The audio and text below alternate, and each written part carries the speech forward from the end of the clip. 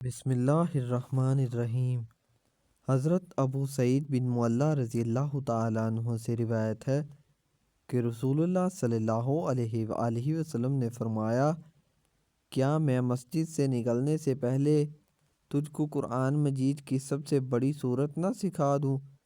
اس کے بعد جب نبی کریم صلی اللہ علیہ وآلہ وسلم مسجد سے باہر تشریف لے جانے لگے تو میں نے آپ کو یاد دہانی کرائی تو آپ صلی اللہ علیہ وآلہ وسلم نے فرمایا، الحمدللہ رب العالمین۔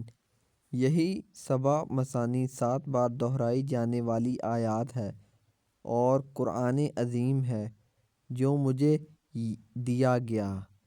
حضرت ابو ہریرہ رضی اللہ تعالیٰ عنہ سے روایت ہے کہ نبی کریم صلی اللہ علیہ وآلہ وسلم نے فرمایا، قرآن مجید میں ایک سورت ہے جس کی 30 آیات ہیں، اس نے اپنے پڑھنے والے کی شفاعت کی حتیٰ کہ اس کی مغفرت ہو گئی۔ وہ سورت ہے تبارک الذی بیدہ الملک۔ حضرت ابو ہریرہ رضی اللہ تعالیٰ عنہ سے روایت ہے کہ رسول اللہ صلی اللہ علیہ وآلہ وسلم نے فرمایا، قل هو اللہ احد۔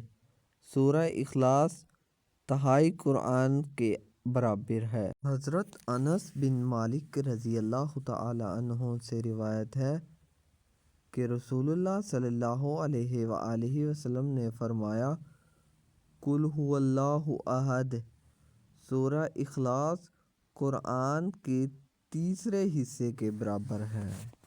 ایک اور جگہ حضرت ابو مسعود انصاری رضی اللہ تعالیٰ عنہ سے روایت ہے کہ رسول اللہ صلی اللہ علیہ وآلہ وسلم نے فرمایا، اللہ احد الواحد الصمد۔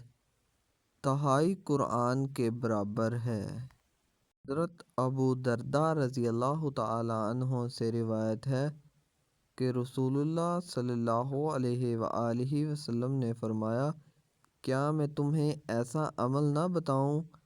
تمہارے اعمال میں سب سے بہتر، تمہارے بادشاہ اللہ کو سب سے زیادہ پسند، تمہارے درجات کو سب سے زیادہ بلند کرنے والا، اور تمہارے لیے سونا اور چاندی اللہ کی راہ میں دینے سے بہتر، اور اس بات سے بھی بہتر کہ تم اپنے دشمن کا مقابلہ کرو اور ان کی گردنیں کاٹو اور وہ تمہاری گردنیں کاٹیں۔ صحابہ نے کہا، اللہ کے رسول وہ کیا ہے؟